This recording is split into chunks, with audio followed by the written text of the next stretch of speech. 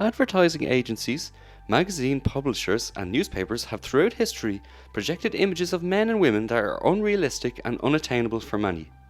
These impossible standards of what we should look like have influenced how many people view themselves and have impacted on the self-esteem of people across the world, especially young people. For these reasons, advertising agencies and fashion magazines have been criticised for presenting images of size zero models through their ads in magazines, billboards, and other media sources.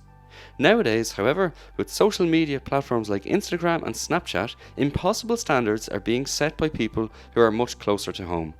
While it is easy to reconcile that models are models and the image they portray to the world is unrealistic, when classmates, friends and peers are promoting similar images of their life, it can be difficult to distance ourselves from feeling that we are missing out. When we see our friends and peers on holidays, on nights out, attending events, etc., and we are at home and not living this glamorous life, it is easy to feel that we are falling behind our peers and missing out on life. It is for this reason that social media is linked to a syndrome called FOMO, fear of missing out. FOMO happens when we compare ourselves to the lives that others show us online, and we feel that we are missing something in our lives. FOMO has been shown to reduce our sense of self-esteem and self-worth, and it can be detrimental to our mental health if we don't challenge it.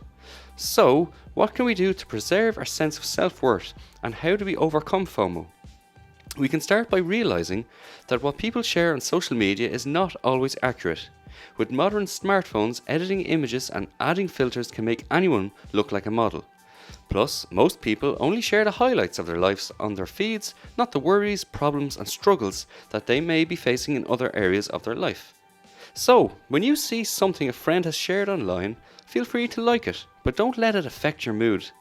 The second thing you can do is to stop comparing yourself to others. One of the most damaging things we can do to our self-esteem is to compare ourselves to others. While the images you see might look like the other person has a perfect life, the reality could be very different.